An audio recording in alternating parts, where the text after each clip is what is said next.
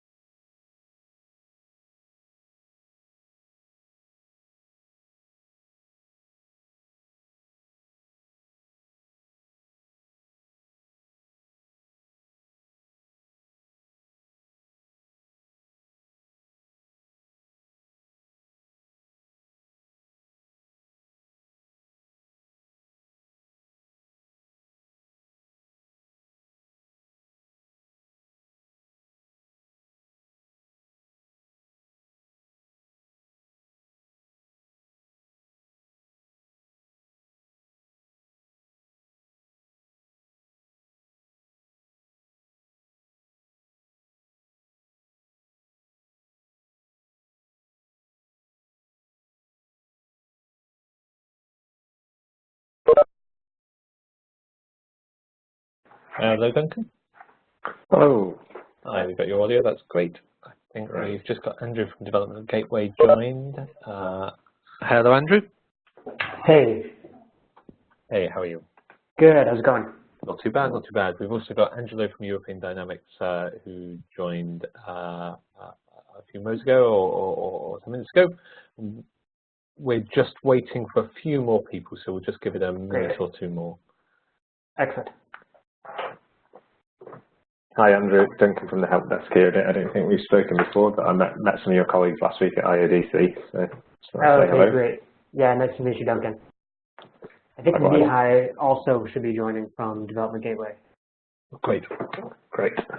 Yeah.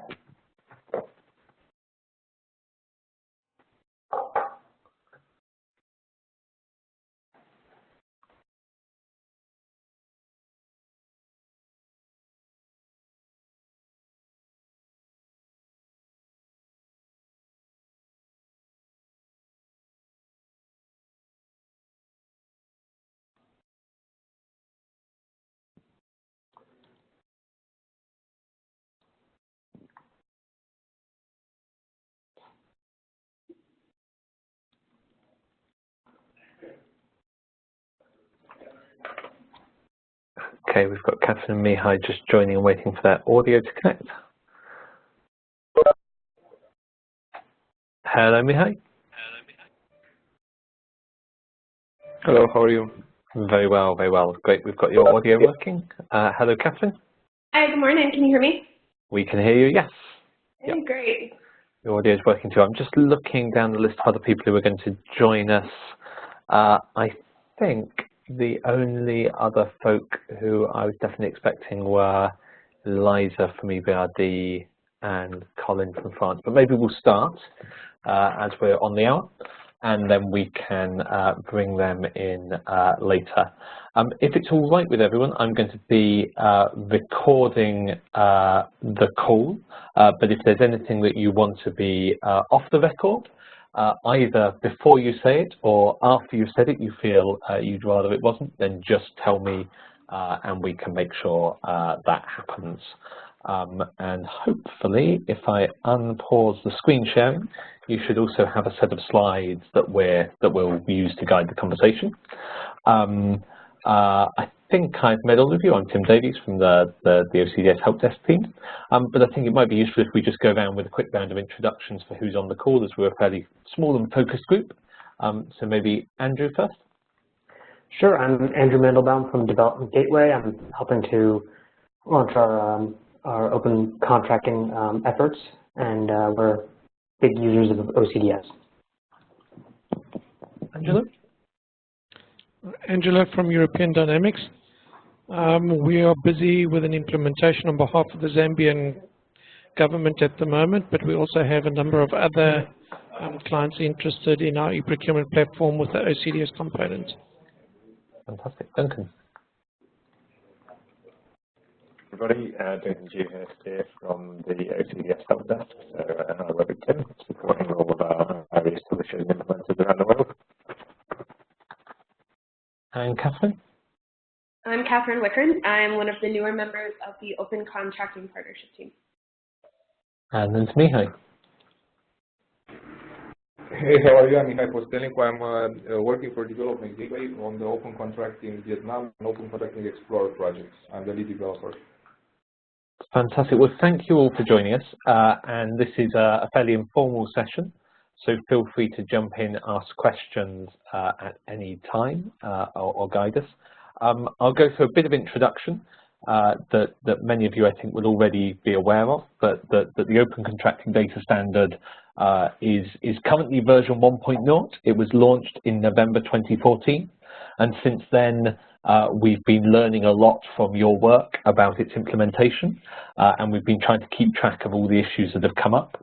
And so earlier this year, we started turning all of those issues into concrete proposals for change to the data standard, and we've tried to set out a governance process for updating the standard that balances between responding to the needs coming up from users and implementers, and having good stability in the standard so that it's not a moving target, so that the schema is robust and well managed, but also recognizing the current level of maturity of OCDS as a standard isn't something that's necessarily in a formal ISO style standards track where revisions take years and years, but we're aiming for something that's relatively agile as well. And since we started that process, we found kind of over 130 different issues that people had raised. We've tried to look at some of those as small bug fixes that'll happen quite shortly, and we'll send an email around the mailing list around those when they're staged before they go live. But then we found the majority of the issues that were there raised things that we could do with making changes for in the 1.1 version. And so we're currently at this stage of prioritizing and reviewing all of the issues for the upgrade to check that we've got the right proposals, the right things going forward, to check that community members are happy that their issues are being addressed and that we're also not moving too fast on things that need more thought. And to do that, we've been through a process of taking all of these issues and rationalizing them into a set of proposals, which we've shared. And those have all been now up on GitHub for a few weeks with a chance for people to see what the proposal is, what the issue is, and what engagement we're asking for, whether that's +1s and -1s, to just tell us how strong there's support for that issue or not, or whether that's more substantive comments. We've now got to the stage of asking people to express what are the things we should discuss on this call. And so unless there's any questions on that process overall, we're going to dive in. And I think we found 6 areas that had kind of high votes from people who were interested in discussing them. So what I'm going to do is present on each of those, or Duncan and I will share presenting on each of those, and then just open up for your comments, questions, feedback, issues that we need to discuss more on these. Does that sound okay? I'll take silence as assent and carry on in. So the first issue that I think most people wanted to talk about was, in a sense, a meta issue, the versioning, deprecation, and extension process for the standard itself. We've got a number of principles that are driving the upgrade, and we welcome kind of feedback on these. Firstly, we're not trying to change any of the semantics of data in a decimal upgrade like this. So if a field is called procurement method now, it will be called procurement method in the next version and will mean the same thing. We're not trying to upset that. And data that is valid against 1.0 will still be valid against version 1.1, although there may be some cases where the validation tools would report a field from 1.0 is being deprecated in our proposal. So the data wouldn't fail validation, but there'd be a kind of warning in the validator about deprecated fields in some cases. And we're making best efforts and always thinking in that upgrade process about user tools.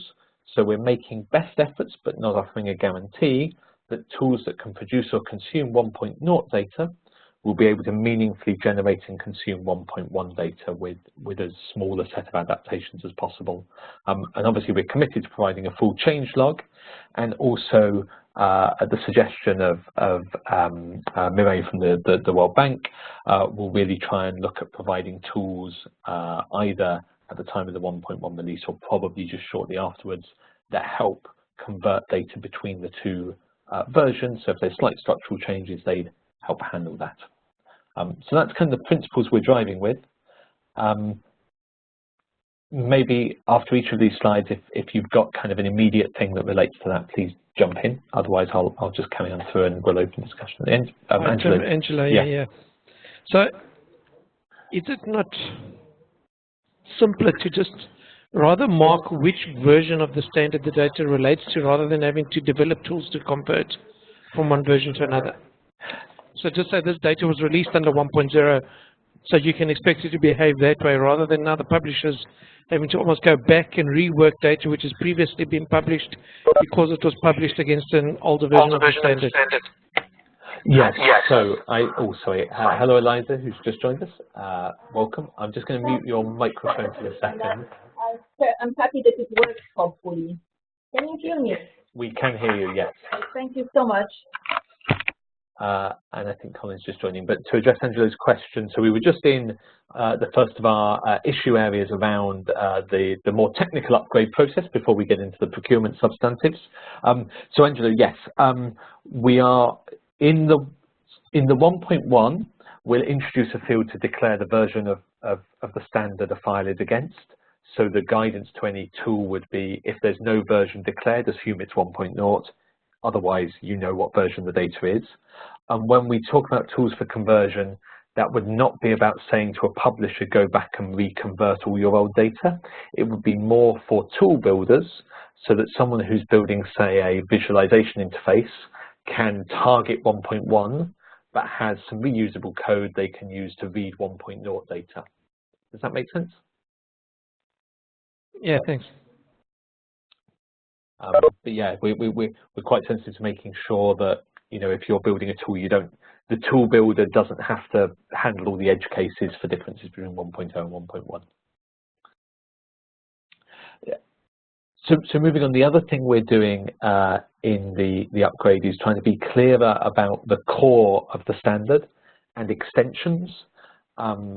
And so in some cases, we're looking at moving things out of the core. So things that we see haven't been heavily used might not belong as part of the core standard. And so the core standard covers data that's important for a wide range of use cases and that publishers must or should provide. So things like line items, organizations, procedure types, that all belongs in the core. But then we'll be much clearer about having extensions that cover optional building blocks and fields where there's either a strong case to encourage publishers to include that data. So, for example, location information, users say this is really important to us, but we know many publishers don't currently have that. So it doesn't belong in the core because that creates a kind of must or should, but it's an optional and encouraged thing. So it will belong in an extension. Or the other case for these standard extensions would be data which many publishers do have, want to share, and want to do so in a standard way. So bids information is a case there where we see lots of people have bid information and we want to help that happen in a standard way. And then that's distinguished from the more local extensions, which, for example, in a particular country, there might be a field that's required by that country's legal framework, which they would want to document how to extend the standard to provide that. That distinction will come up visually in the documentation between the main documents you can see here in the grey, and then under those things, any of those standard extensions would be displayed in a kind of box out so that we can distinguish for people what's the must and should provide and the optional fields that people can provide. And there'll be a mechanism in the schema itself for declaring what extensions are in use in a particular case. So I think that's going to make more sense when we've got some worked examples out there. But we've been, if people have experience of other standards that explore this kind of extensions mechanisms, input is definitely welcome because we're hitting up against some of the kind of dependency and package management type problems and challenges here. But we're hoping that will all be navigable. I had a quick question. Could I do that? Do you have a list anywhere of which countries are currently publishing any extensions or anything like that? So I don't believe we do. So to date, we haven't seen people document their extended data with formal extension schema. Okay. And so that's something we really want to try and encourage in the future more and provide greater clarity on. Okay, thank you.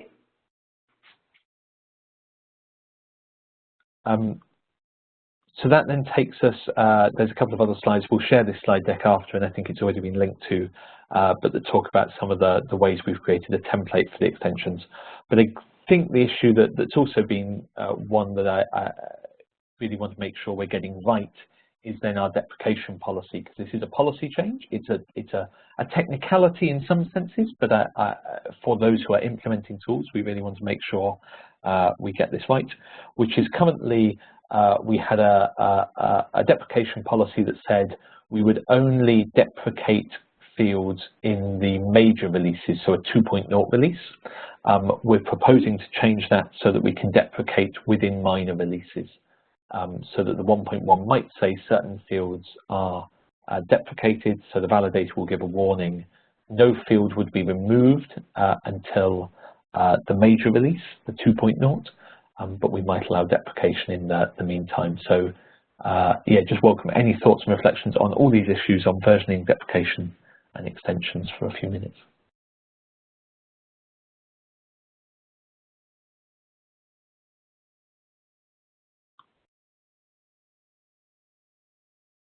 I don't know who voted for that theme as a theme we should discuss. Does anyone want to jump in there?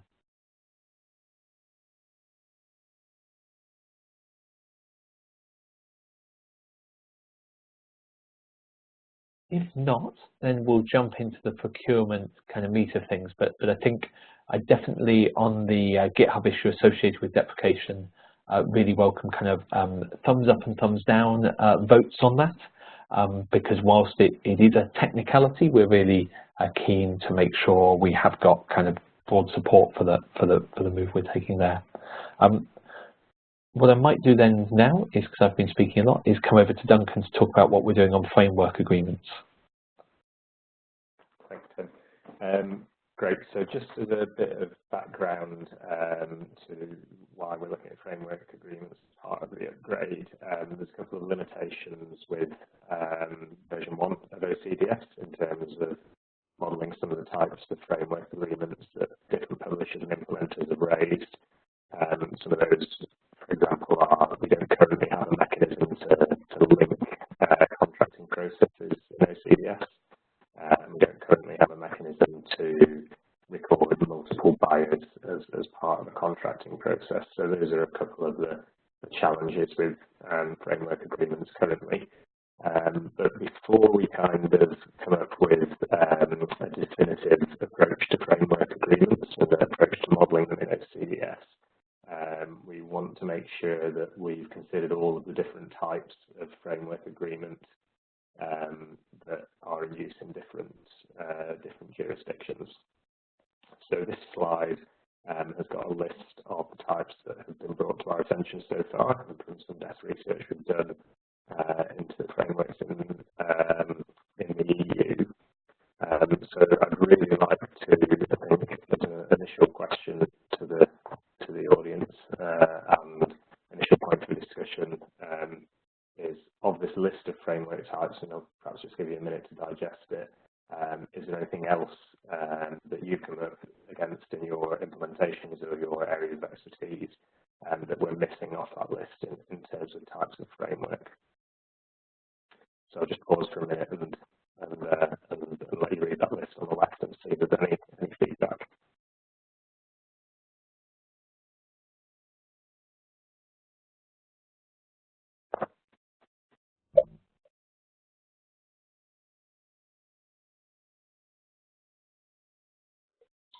If you permit me, I have a couple of questions regarding the structure of this exercise.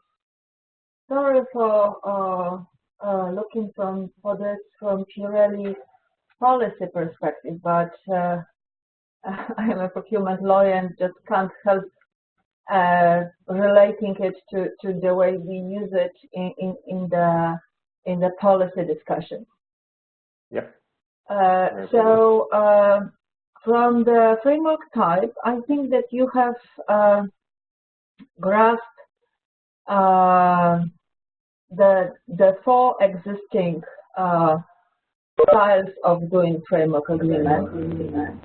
However, there needs to be a bit of clarifying what they actually mean, because what we do on the policy side, we are using a methodology arising from 2011 Antitrust Model Law. And the way the frameworks are organized there, they are split between closed and open.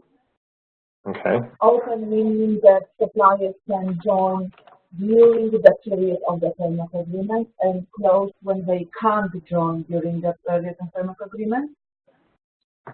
And then we have the split between single supplier and multi-supplier frameworks. Yeah. And then we're under the single supplier framework. We have single supplier frameworks where we have fixed unit prices and closed technical specification. So basically, what is being done by contracting entities, they just order from the framework because the fixed unit price is being provided in the framework. Yep. And then we have single supplier framework, which is having an open technical specification. So for every new job, the contracting entity is coming back to the supplier, seeking, giving a final technical specification and seeking a quotation. Okay, sure. Yeah. So this is the first thing. And so looking at your table, this one, single supplier with direct call-offs, it means basically single supplier with fixed unit prices. Okay, yeah. Yeah. Then multi-supplier with direct call-offs. This actually belongs to what you have under dynamic purchasing system, because these frameworks, they are actually set up as a what policy calls pre-qualified suppliers list. Okay, sure. And because of the small value, this direct call-off is being permitted without second stage competition. So this is the policy decision that for items of small value, if you have several suppliers on a pre-qualified suppliers list, it is permitted to go to any of them because they guarantee delivery and quality of the product. But if you would have a higher value, a second stage competition would be required. Okay, that's really great. useful. Eliza, you mentioned at the start of that this kind of conceptual framework draws on a particular model procurement law. Was that right? Yes, this was, well, the best standard we have found globally in our work is the 2011 Untitled Model Law on Public Procurement. And this document is outlining the minimum requirements for 4 different types of framework agreements, more or less like you have listed it here from the practical point of view. Yeah. And also offers a guidelines what is being understood by each framework. Brilliant, because I think one of the key things we've often had a challenge around is referring to external good descriptions that are kind of widely accepted. Yeah. And we've been searching for the good methodology on frameworks, basically what frameworks are about, for a very long time. And we finally found it in the Untitled. And Untitled, generally, when you just look at the types, you can find in the Untitled split for 4 models what EU calls framework, because what you call dynamic purchasing system, this is EU terminology. It simply means open electronic framework agreement with multiple suppliers. Okay, great. Yeah. So looking at the one that you have multiple suppliers with many competition for call-offs, this is basically a closed framework agreement. Yeah. And then you have multiple suppliers with either direct call-offs or many competition. This is not exactly either. It's dependent on the value. If value is small, you are permitted a direct call-off. If value is high, you have to run the price quotation under the second stage competition. So all the first 3 in your classification, they are closed framework agreements. Could I ask, Eliza, on the value threshold for the multiple suppliers with either direct call loss or mini competitions? Is that value threshold based on the legislation, or is it determined by the procuring entity? Well, in most cases, it's based either on trade agreements or on the national legislation or on the decision of contracting entity. But in most countries that are part of the WTO system, if the value of the call-off is about $130,000, it means that second stage competition is normally required. Okay. But for the countries, they typically would accept much lower thresholds. So in practice, the threshold for when no mini competition is needed to when mini competition is needed, they evolve around $10,000 to $20,000. And can I maybe hijack this thread of discussion, because this theme of thresholds is one I know, Andrew, you've been thinking about a lot of, could the standard include information on thresholds or not, or to what extent we should capture that? I don't know, Andrew, if you can relate what you've been thinking around that, just to feed into this. Sure. I mean, our approach has been based off of mostly what we've seen in, mostly focused on Vietnam, so it's not focused on something that's terribly international, but it's clear that many countries have a procurement threshold or more than one procurement threshold, so for competitive processes. So we were just hoping to have some, some threshold level be in there so that for our corruption risk initiative, we would be able to include more. I mean, there's so many red flags that we are trying to consider that are focused on either split purchases or around that procurement threshold. There's probably 8 or more red flags. So in some countries, I know there's more than one threshold that could trigger various different processes, depending potentially on what is being procured or what area. But that's the basics of where we're coming from. And what I particularly pick up from Elisa's point that I hadn't considered before is often those relate to, say, the trade agreement something's falling under and so on. So the threshold relates often to the kind of applicable law to that contract, which might be national law, but it might also be trade agreements and other things.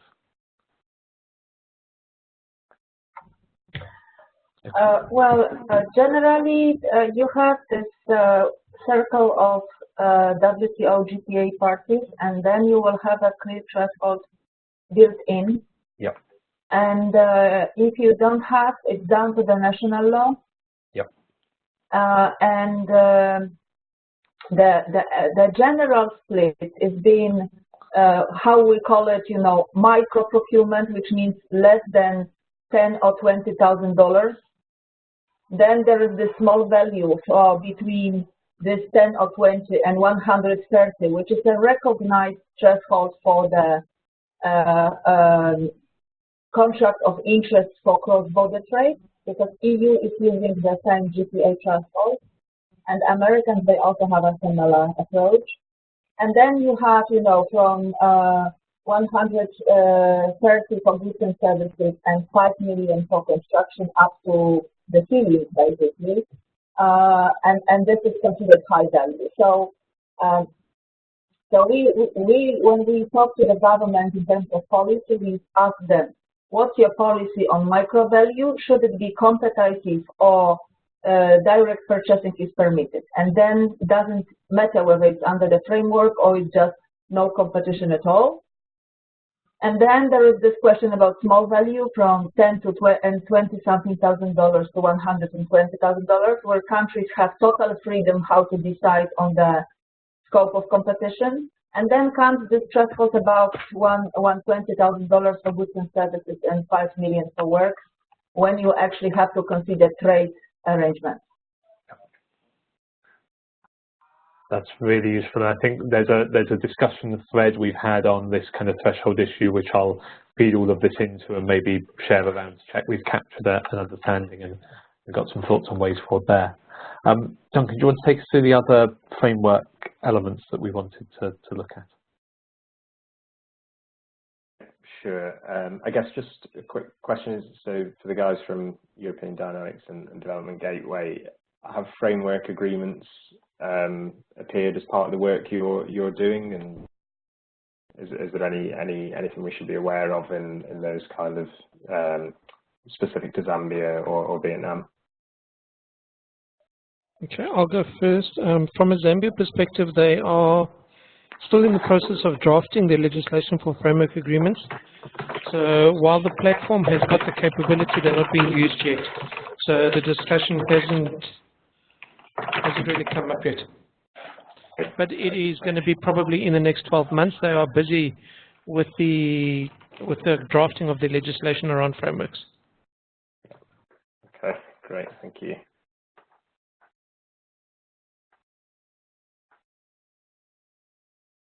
Okay, so just to move on to the next slide then, for framework agreements, this goes into a little bit more detail on some of the changes we're introducing to the schema to support modelling those different types of agreement.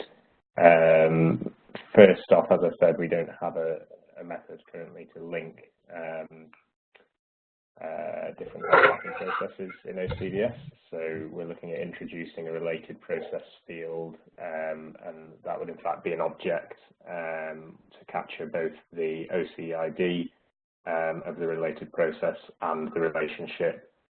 So in the case of competitive call-offs from a framework agreement, we could use a related process field to present the OCID of the parent and then say the relationship is parent framework. So just pause for a second on that if there's any feedback on that. I guess just to capture a bit more the implications of that, what it means is right now in OCDS we say you can capture some forms of framework by nesting all the contracts within one big contracting process. So the framework is a single process. This starts teasing that apart of saying you have a contracting process that sets up the framework, and then you have the process of direct award off that framework, or the process of competitive call-off from that, and that would live as a separate contracting process, a separate row in the spreadsheet or entry in the database. From a policy point of view, the question is whether you want to follow some of the approaches that are available, because here it is a difference between the European system and let's say American system. In European system, the link between the third stage of setting up the list of suppliers under the framework and the competitive call-offs is that the set of criteria you are using for the selection of the supplier in the first procedure has to be replicated in the competitive call-off. So the evaluation under the procedure setting up the framework has exactly the same criteria and the same scoring and the same weight as the second stage competition. But this is EU. This is not being used in the Anglo-Saxon system.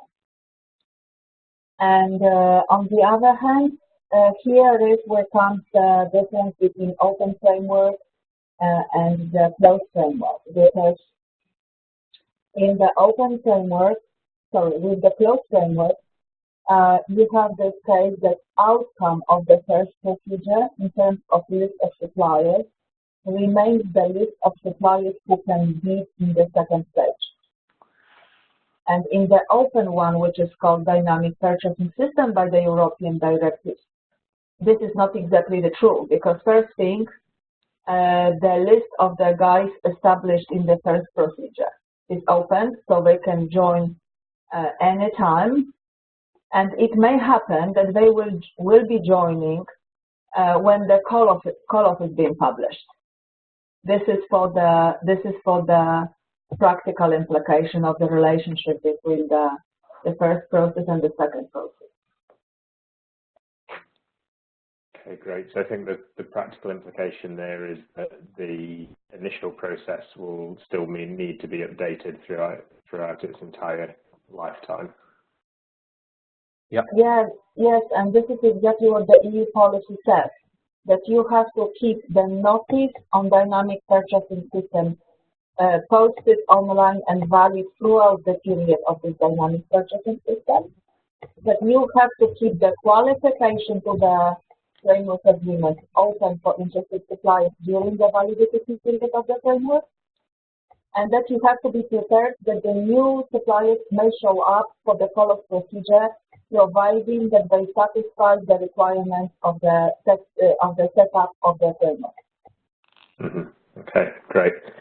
And I think the interesting thing there is the call-offs themselves would not be valid over that whole period. They'd be valid for shorter periods of time. Is that right? So the competitive period of the call-offs.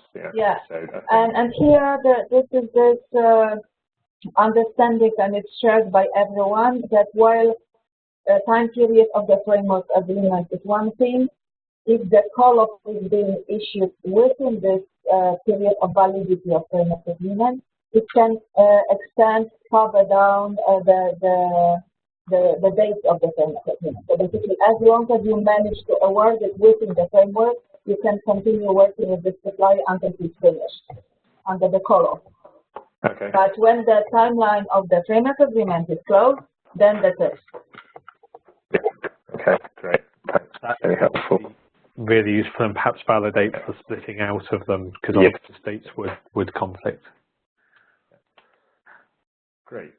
So shall we just quickly whiz through these next two, conscious of time and other topics to get through. So at the moment in OCDS, we have a single buyer associated with the contracting process, and for framework agreements, that the kind of implication there is that all of the call-offs are associated with the buyer that was associated with the original framework under our current approach. So we have a proposal here to introduce a buyer field under contract, so that there can be multiple buyers associated with the different awards from different direct awards under a framework agreement. But a point that was raised at IODC here was whether we should also break direct awards into two separate contracting processes, so we have a consistent approach to modelling the different types of framework that would all be broken into two contracting processes, irrespective of whether there was a direct award or a competitive call-off. So certainly interested if anybody has any thoughts either way on that issue.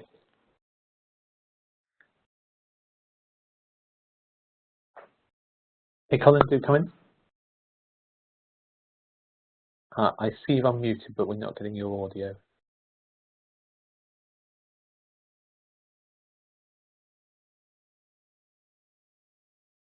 I think we're still struggling to hear you, Colin, so if you want to type anything into chat, we can feed it in. Can you listen? I can hear you now. Yes, we can hear you. Yeah. So yeah, we'll just explain a little bit the situation in France, so that you have some feedback. So about this multi-buyer thing. So the situation now that in practice, people for a given contract, we can have several buyers. However, that's not something we support officially. So what buyers do is that the group, so they share the outcome of the contract, so that they share, for example, the price. They share the burden of the price then to pay to the awarded companies. But like legally, officially, there is one mandated buyer that represents them all for the official process.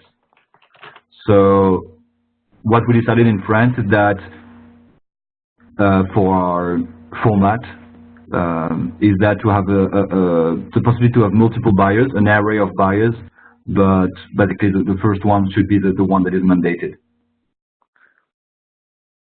the one that officially represents the other buyers in the process of the contract. Great. So I don't know. Is that specific to frameworks, Colin, or is that for any type of contracting? No, that's for all frameworks. So basically, I don't think it's related to any specific framework in France. Okay, thanks. That's the general way to do it. So okay, that's interesting. So, yeah. So the reason for this, for the French administration, is that it was far too complex to manage the thing for several buyers, because they could be from different administrative regions in France, and it led to too much complexity to manage. So it led to too much complexity without too much benefits. So they decided to officially only have a single buyer that is mandated by the others. So. And just so I've fully understood that, so in the scenario where we have a competitive framework, a competitive process to establish the framework, that's managed by a single buyer, and then that same buyer entity would be, legally speaking, the buyer for all of the call-offs from the framework.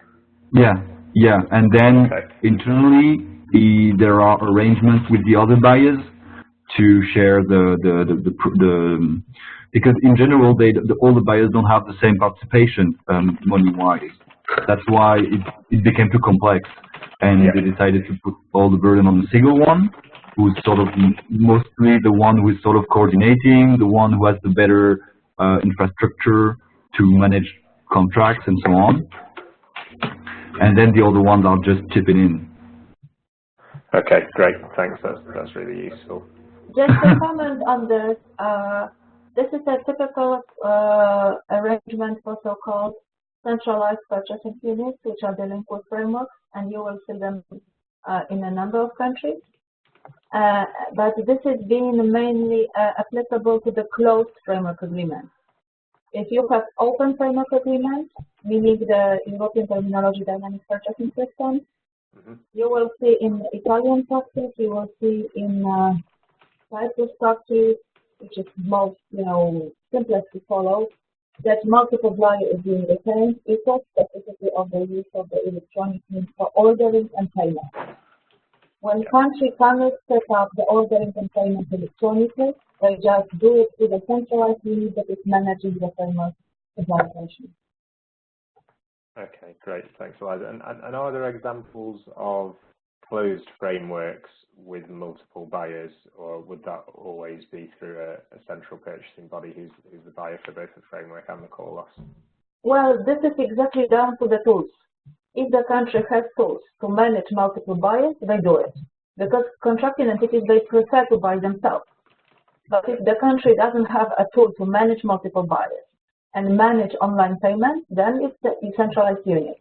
But in terms of the closed framework agreements that are with multiple buyers, you will find them also in Italy, you will find them in Korea, you will find them in Netherlands. This is totally down to the governmental system of management. Yeah. And from practical point of view, this is linked to how the government pays for goods and services. If government operates centralized payment via treasury, it is much more likely to permit multiple buyers. If the government has decentralized payment system, then they would opt exactly for the central purchasing unit who is dealing with all the selection issues. Great, that's great, thank you. So it sounds like we definitely need to capture both of those scenarios. So thank you very much, everybody, for the input on frameworks. That's been really helpful. Tim, suggest we move on to lots. Yeah, I'll come on to lots. Just before we do that, I'll also flag it's not one that we've got on the agenda to discuss, but we can add it in. But the proposed changes we've got to organisation handling potentially have some real value to what we do here by allowing us, for example, to add arbitrary organisations to a file, such as central purchasing units or others. So I think we might in a later round of consultation, do some thinking about the code lists, the kinds of organisations who are involved in a procurement process in addition to the buyer and recipient of goods. But to come on to lots, at the moment, OCDS does not have a concept of lots. This is to a substantial extent, I think, an artifact of the fact we looked mainly at non-European data sources in the original development. when we have come particularly to look at European sources, but also European kind of influenced, we're seeing a lot more need to capture information on the division of a contracting process into lots. So our proposal is to introduce either via an extension, well currently we're thinking an extension, but it could be core if there was demand, but I think it's an extension because not everyone has lots. Inside a contracting process, a lots array where the lots themselves are listed. So if a contract's divided into 5 lots, we'd list what are those 5 lots. And then rather than nesting all the properties of those lots within that array, there'd be a cross-reference from line items, from documents and milestones that would reference which lot they belong to. I hope that makes some sort of sense. We can always pull up the worked examples if it's useful, but yeah, keen to hear Angelo and others what your experience with lots has been. Yeah, we definitely have a lot of lots in our world as well, but you need to tie them to the award as well because it can be a different award against different lots for the same process. Yes, so I think our idea is yes, this replicates the related lot would exist at the award level and the contract level, yeah. But we're not at the moment proposing that you could redeclare what the lots are at that level. So the lots would be declared at tender stage, like that this is in 5 lots, and you'd be cross-referencing an award to the lot that was, lot number 1 as described in tender. I'm happy with that approach, yeah, because you shouldn't be changing the lot in the award. It should be the lot that you defined up front.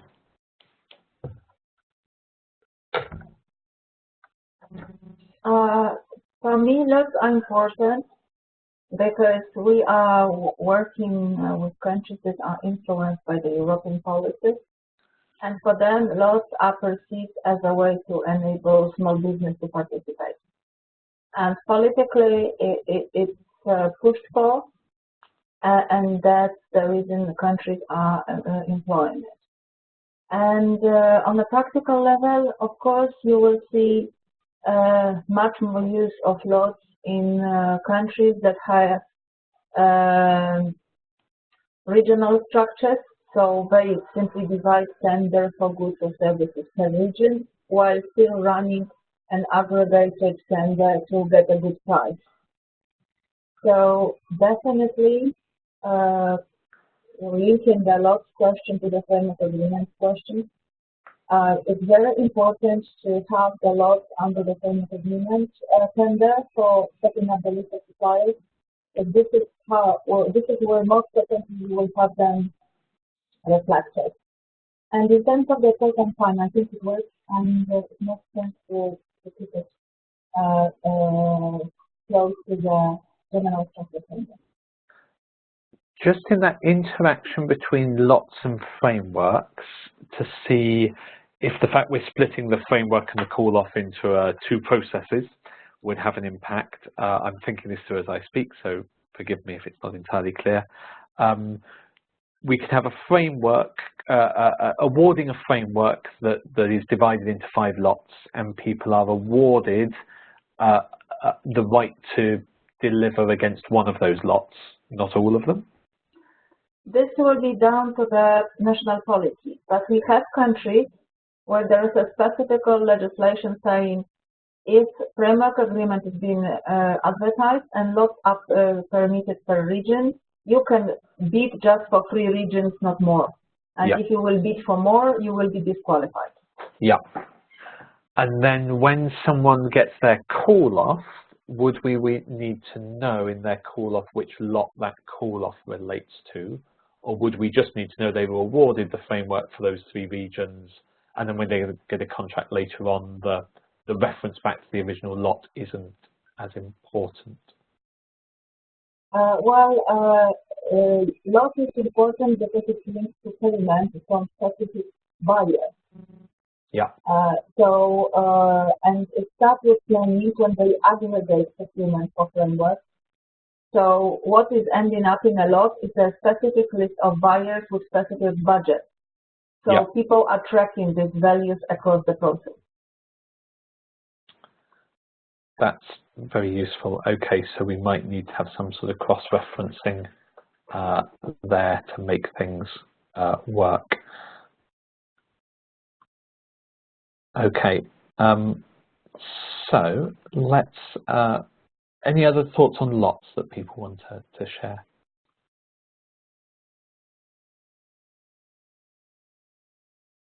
Yeah, Colin again. Please do. What we decided to do in France is to data-wise, is to have a single file for each lot. So one identifier and one package per lot. We decided we thought would simplify things and deal with every lot as a single contract. I still have to dig in what it implies data-wise, especially in terms of identifiers, because that's not really clear to me. I'm basically taking care of the technical part, so I'm in touch with people who are more experts than I am with the contracting part. But basically, that's what I was told, that we should deal with lots as single entities, and I also agree with I think was Eliza, who was saying that we have this policy in France to really push for lots to help smaller companies to access contracting, public contracting. That's really interesting, Colin. It would be worth us looking at how, given you're taking a lot-centric kind of view, whether we can reconstruct OCDS processes from that, and whether that modeling kind of works, or what challenges come up. Yeah, that's what we found. So again, I still have to dig with all the implications data-wise, but we found that still, since every lot has, the lots, a series of lots for a single contract, let's say, or single project, share a lot of properties in common, but they also have a lot of differences in terms of rewards, in terms of maybe timeline, chronology. So yeah, we found that it would like to go for more granularity, would simplify things. But again, I need to see, I think there are benefits to be able to tie the lot to a sort of higher entity, sort of a mother entity that would be the whole thing, because that also would be interesting. So again, we haven't dug like that deep yet, but that's the intention, at least, from the contracting people, the legists, to go that way. And I guess the thing that would be really interesting there to check that the OCDS modeling works as well would be if you're finding some of the properties, like the tender dates and so on, that OCDS treats at a level above lots, are varying between your lots of the same process, then that tells us we've got some OCDS challenges. Because in OCDS, for example, we're saying that the procurement method, the start and end dates for the tender and so on are going to be the same for all the lots in that process. And if that's not true, we'd have some rethinking we'd need to do. Yeah, so just for your information, because I don't know if Emily, I don't think France really went public on this, but basically we are designing a format like for France open contracting, public contracting, and we mean to make it OCDS compatible, but that's sort of a secondary priority, although we really pay attention to what you're doing, guys. But yeah, we're doing our own format for now, and then we will try to make it compatible with OCDS. So that's why in certain cases we might diverge from OCDS choices. So any other bits on lots, Eliza, please do. Yes, thank you. On our side, it's totally the opposite. We are working with the countries that are modeling the new procurement systems, and they are purchasing electronic tools to support this new modern procurement system. So we are interested in having something to start with. So countries, to be able to tell the countries that these are the options, and please tell us what your market tells you, which option is best for you. Yep. Something like that. Great, yeah, and I think what we're really trying to do in OCDS is provide something that can act as the bridge between those two, that kind of is a common foundation that you can build new systems on, but also is something that we can map existing systems to, so we get that kind of shared learning. So hopefully this sort of thing's working. I'm going to quickly go on to milestones, because I don't think this is too substantive, but this was one people voted for. Which is at the moment in OCDS, when we did the original development, we realized there's lots of dates that you might care about for a contract process, but it was really hard to standardize all of them. So we put some things in the standard as explicit dates, the date the contract signed, the tender period, the anticipated contract period. But then we introduced the idea of milestones as a fairly abstract kind of concept that you could articulate all sorts of different milestones. And the documentation, I think, was fairly ambiguous on this, and I think we need to kind of tighten it up by saying whether a milestone is something that the contractor is supposed to deliver, or whether a milestone is something about the process of contracting itself. And at the moment, we're saying the milestone building block in the standard could be both, but in order that users and publishers can disambiguate these things, we need to introduce a milestone type field so that you could say this is a milestone for the process. We anticipate kind of running a consultation between these dates, or we anticipate having our initial round of selection done by this point, so all sorts of different processes can be captured. Or this is a milestone for delivery, 50% of the project should be delivered by this date. And then also we recognize that the current version of milestones implied the date that something was completed by saying the last updated date of the milestone. So we kind of assumed that if a milestone was met, its status would be changed from kind of unmet to met, and the last updated date would stay constant. But that's not explicit enough, so we're proposing introducing a date met field. And the last thing we're proposing on changing with milestones, and I'll go back to the previous slide, but this doesn't need the slide too much, is removing documents from them. So in the current model, the milestone building block lets you attach a document to every milestone. So you could say our milestone is 100% of the road is built, and that could have documents attached, where the original idea was people might attach the progress plan and so on. Our realization has been very few upstream data systems capture documents related to milestones. They capture documents just related to the award or the contract. So in order to simplify the standard, we're proposing deprecating the use of documents at the milestone level, but they could still be at the contract level and the award level. Angela here again. Yeah, please go ahead. From a formal management of the contract implementation, you often want to see that documentation, which is a signed off acceptance, etc., as a future justification why payment was actually processed, because there was a document which signified acceptance of the delivery, etc. I don't know if that needs to be kept in the process.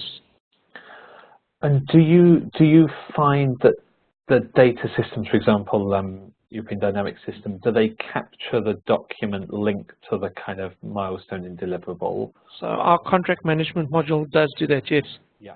Okay. So that's useful to think about, because yeah, we hadn't found no one's publishing documents at that level at the moment. Well, to look at milestone question, I think milestones are important because they specifically help us either to guide the process or guide contract performance. And yep. I think the split you proposed will fit the bill, at least on the single tender, single contract level, and that should be fine for most of the needs we experience in fact. That's great. So Angelo will take that into the thread on the milestone documents piece.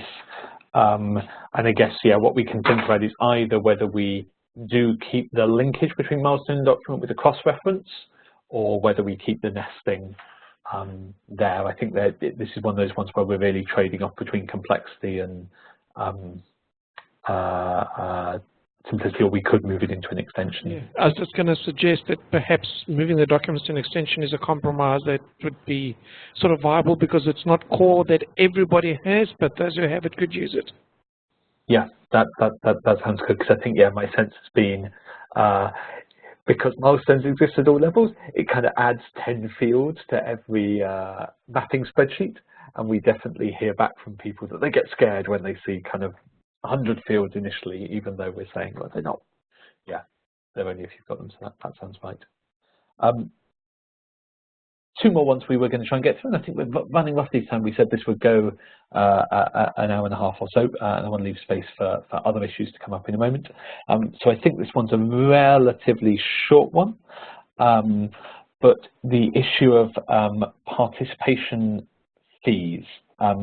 So something that came up in original development of OCDS, and we didn't quite find the right way to model, was the idea that for particularly corruption monitoring and red flag analysis, it's useful to know, was there a requirement to pay a fee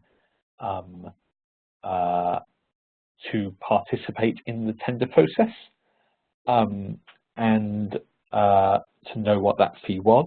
And I think we found there's this is what we think might be the simplest modeling, but I think there are also edge cases, but is to introduce a small building block in the tender section, which would say, is a fee required to participate in this tender process in any sense, and true or false.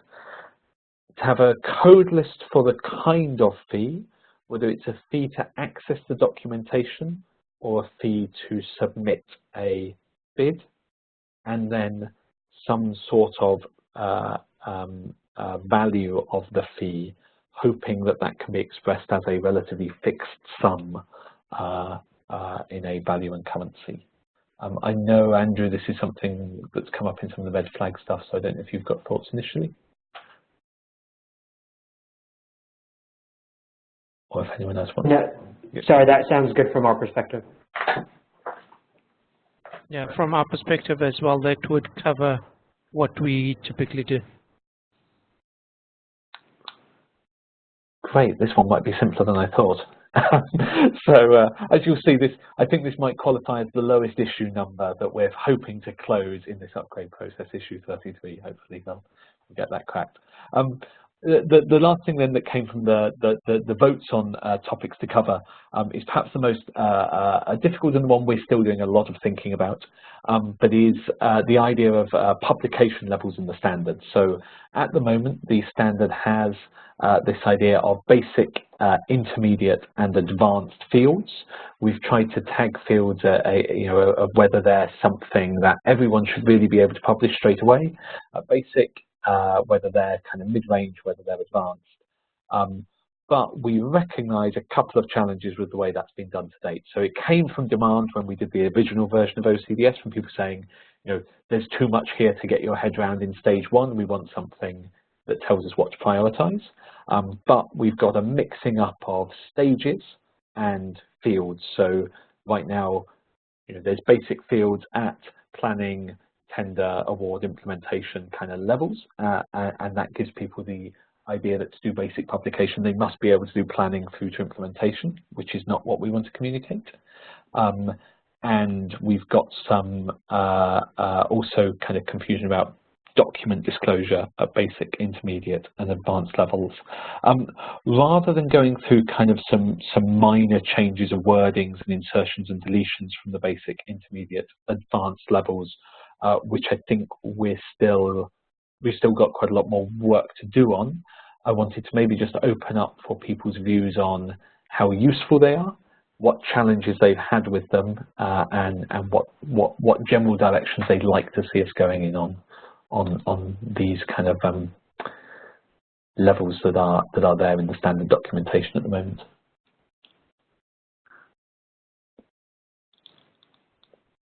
Okay, I'll jump in first this time. From our perspective, this was actually a non-issue, if I can call it that. We did what we could. We published what data we had. What level that brought us to, and I think when I say us, I'm talking about us as a collective with the Zambian government, whose data it is we're actually publishing. We're simply the implementer. I don't think the level actually played much into it, whether we reached level 3 or level 5 or whatever. Level 5 is, I think, very difficult to attain because you're dependent on other parties in terms of reaching linked data sets. That's probably almost a panacea that will never be reached because of different maturities of different organizations, etc. But actually, in our implementation, this was not a serious factor of consideration at all. That's really good to hear, because we've certainly heard some tensions from others where it's become a real political issue. Eliza. Well, yes, but this is exactly a political issue, because from policy point of view, you have standards that are stressing out the levels of publication very much, and you have standards that are much more flexible. When you look at the revised WTO GPA standard, it's actually quite substantial. And when you look at the ancestral model law, which has very precise list of information that should be published at each stage of the tender, the emphasis is even stronger. Then you would find, in the directives. So, from my point of view, to the extent I understand the way we split the levels, the basic is not exactly the basic in terms of what policy requires from the countries within the WTO system or the EU system. They need to do much more. And on the top of publication levels for the contract notices from the contract award, we also have the question of the reporting, which is becoming a more, I would say, detailed than it used to be. And for instance, the question who is supplying is now, from the trade perspective, being split into a number of sub-questions, which actually relate to where the supplier is located, is he using the local content, is he using this, is he using that. So this is becoming quite detailed. That's really interesting to think about how we might relate the publication levels or the evaluation not to, and this will be a kind of a policy question for open contracting as well, Catherine and others, of how much we relate it to an open contracting idea of what should be published, or how much we cross-reference to those existing legal frameworks or guidance frameworks to say, if you want to publish the things that the GPA asks for, these are the fields that matter. And I think having this discussion would be very useful, because when I'm starting to work with the countries, obviously everyone declares that yes, transparency is a high priority item. And when we are down to discussing content of notices, content of records, content of reports, this is another story. And they are frequently asking us, do I have to have it and why? For the policy reasons. So they are interested in knowing that it is being driven by the EU, by the WTO, by someone else. On the other hand, we have these implications, as you know, of the agreement policies that are being totally transparent and everything just to prevent corruption problems. And I'm personally much closer to this general approach. I'm from Poland, and we had this huge issue when we were setting up the first procurement system after coming out from the Soviet-style legislation, that the people wanted to know. So the default message for what to publish was everything that is not confidential according to the relevant laws.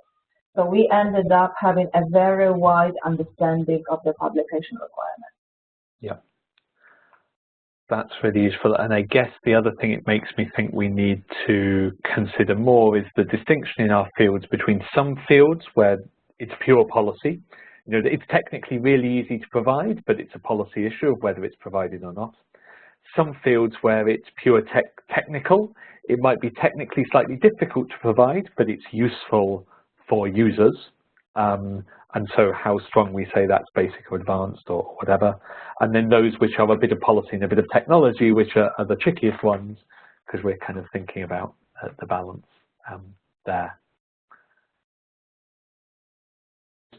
to jump in while we're on this slide, some of the other feedback we had around the publication levels was whether these could be linked to the use cases that OCDS is designed around. So Elijah, you mentioned the anti-corruption use case there, and we also have the other three core use cases. So for the guys who are working on implementations, is that something you've looked at with the countries that you're implementing with, or is that something that you would find useful in the docs?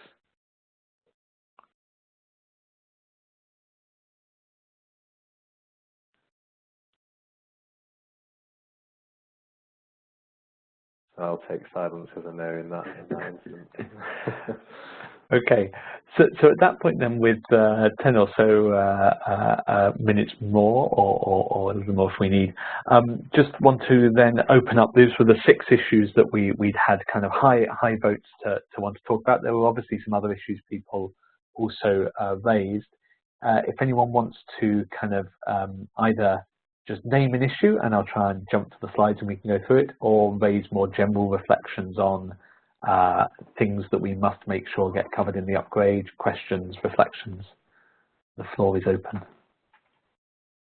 Tim, I just wanted to see a little bit more about the proposal around the organization handling.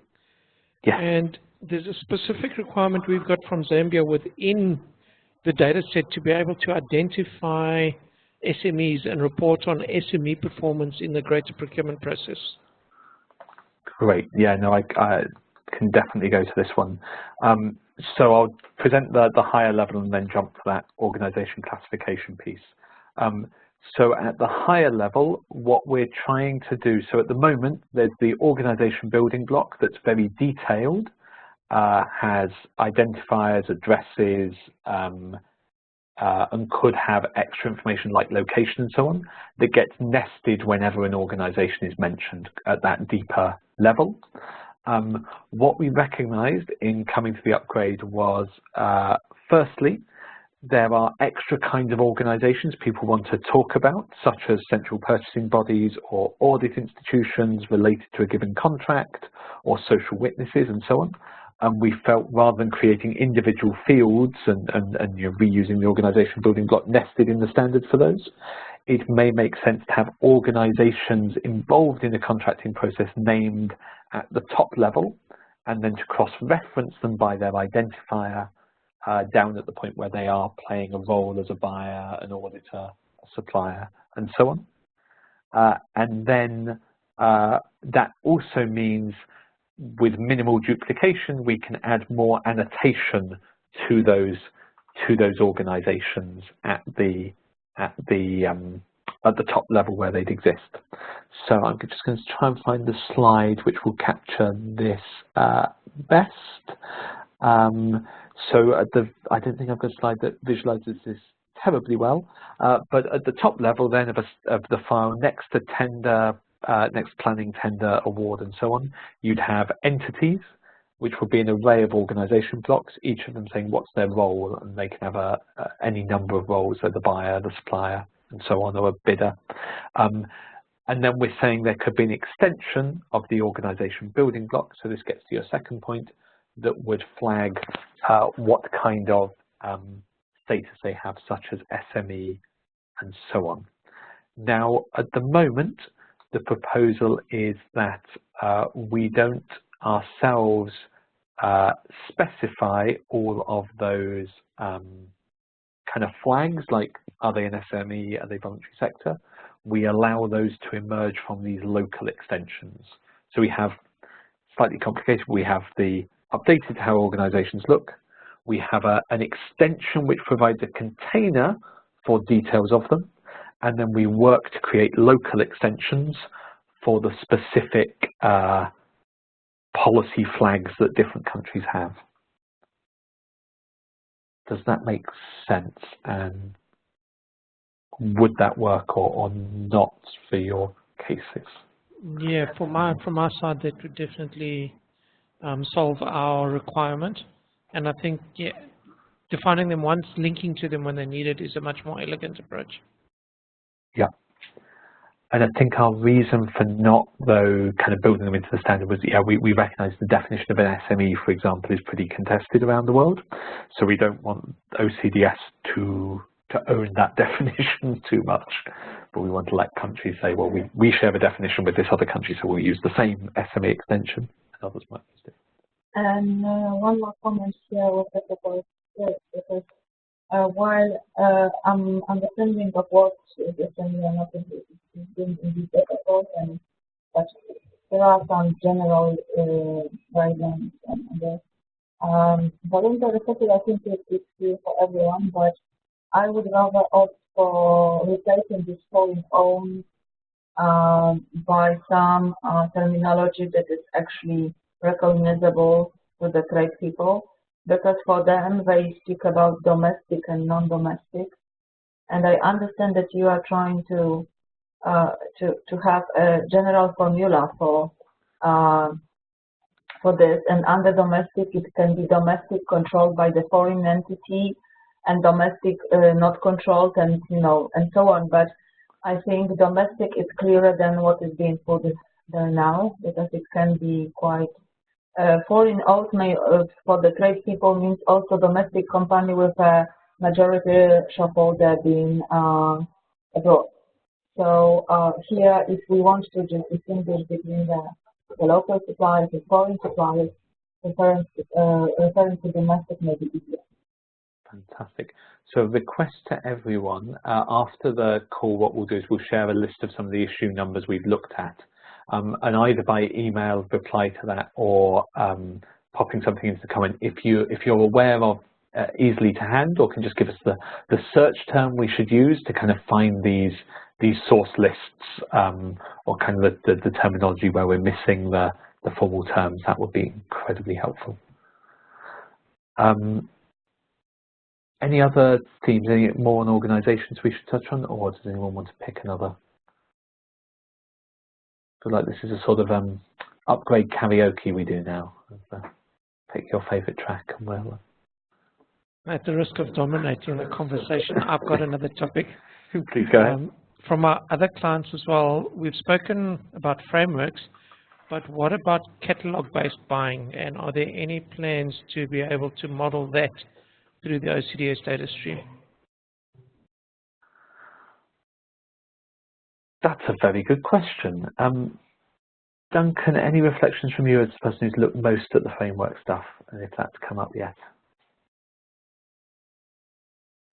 So I'm not sure that's been raised yet. It would be really helpful, Angelos, if you're familiar with the concept, to explain for as for less procurement experts as what would be the difference between catalogue buying and a closed framework.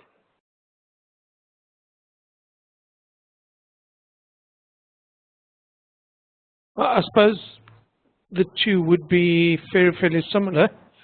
In essence, the catalogue is driven by the supplier rather than by the buyer. So it normally is the result of a competitive process, and it normally applies to common goods and services that would be procured by multiple arms of government, etc., the public sector. And what they tend to do is they look to arrange a public buying agreement. So let's take an example: bottled water is a commodity. The specs are standard, and you could have 3, 4, 5 suppliers that can provide that, but they're provided on the basis of a catalog, so there isn't a complicated process to order. You literally contact the supplier: how many have you got in stock? I need so many, deliver them to me, deliver the purchase order and pay. So I guess the initial contracting process is very similar to a framework. It does follow some kind of competitive process to establish the catalog, but thereafter the drawdowns are very simple. Purchase order request, deliver, pay. Great. So I guess the question is whether so certainly I think we'll add that to the list of frameworks to see what other input we can get, and then it feels like the question is, would we be modelling the purchase orders as contracts in OCDS, or would we just be interested in the initial competition to set up the catalogue arrangement? Well, when you go back to the classification you made of framework, you will see that catalog purchasing, as mentioned by Angelo, is exactly related to where you have this multiple suppliers with direct call-offs, okay? And multiple, so this is basically typical to open framework agreement with multiple suppliers, and for the systems where direct call-offs are permitted, and where you have the version of the dynamic purchasing system that is actually permitting most flexible catalog content management, because you can have a catalog under each framework. The difference is that, as Angelo said, for the closed framework, because we have closed framework with the closed technical specification, typically, then the catalog content is driven by the public buyer. For the open framework and for the dynamic purchasing system in principle, you can have more more seller-driven catalogs permitted. And European policy is quite clear here. It's basically down to the type of the contract, so whether this is a commonly purchased good, and again down to the value for the transport. Okay, great. That's really useful. So just my understanding, when we're talking about frameworks as opposed to catalogs, then a direct call-off is still just a purchasing order in the actual system used to manage the process. Is that right? Yeah, great. Thank you. I guess it feels to me like the conceptual thing we need to grapple with here to know, for Angelo's question, can we give guidance on how you model a catalog, might come down to the very concept of the contract. What is the contract in question? Is a contract signed? Is there a contract signed to say we agree that this person can supply us in future, and then we issue a purchase order under that contract? In which case, my sense is it models as a contracting block with implementation payments within that. Or is it each time you make an order, there's an implied contract via the terms and conditions or whatever there is of the purchase order, such that each of those needs to be a unique contract block?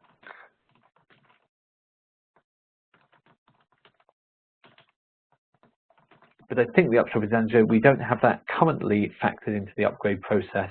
I think we should look at whether we can, with currently proposed changes, document it such that we can give good guidance, or whether there's more thinking to do. So I think, Duncan, it sounds like you've been typing good notes, and I've got scribbled notes that we'll open up a GitHub issue for that. Okay, great, thanks.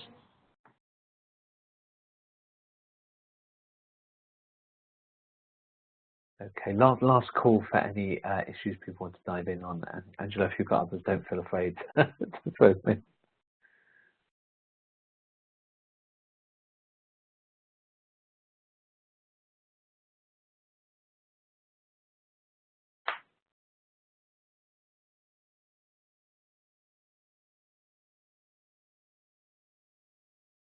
If not, then I'm going to go back up to this slide at the top, where we just kind of really thanks to everyone who has already input onto the GitHub issues. As I mentioned, even like quick comments that say we've not thought of something, or highlight kind of areas we should look at. As we said, we're kind of data standards people, not procurement experts, so we very much rely on the procurement expertise to help us shape this through the process effectively. Yeah, all the input you've given on this call has been immensely useful, and I suspect we'll be following up with some extra questions as well. In terms of process from here, as we move through this prioritization review stage, hopefully before the end of the year, we will have a staged version of new documentation and schema that then there's a period of peer review on, which we'll invite peer review and open review, so we'll have some selected reviewers bringing different expertise and open review process. Obviously we'll continue doing all our development work in the open, inviting your input at any point. So I think I'll take us to a close there, unless anyone's got other things they'd like to add, or any other business notes people want to share. No, that's fine. Just to talk to you about priorities we experienced from our side. Honestly, the level of publication and frameworks are most important for the moment. Because this is where a number of critical decisions are taken by the government regarding implementing the electronic document, and this can go very wrong in the outcome. So my personal priority is publication level is #1, and getting the agreement within the right. Great. That's really useful, and I hope maybe we can think about some follow-up workshop discussion on that publication levels, because I think we're going to need to really find a good process to get that right.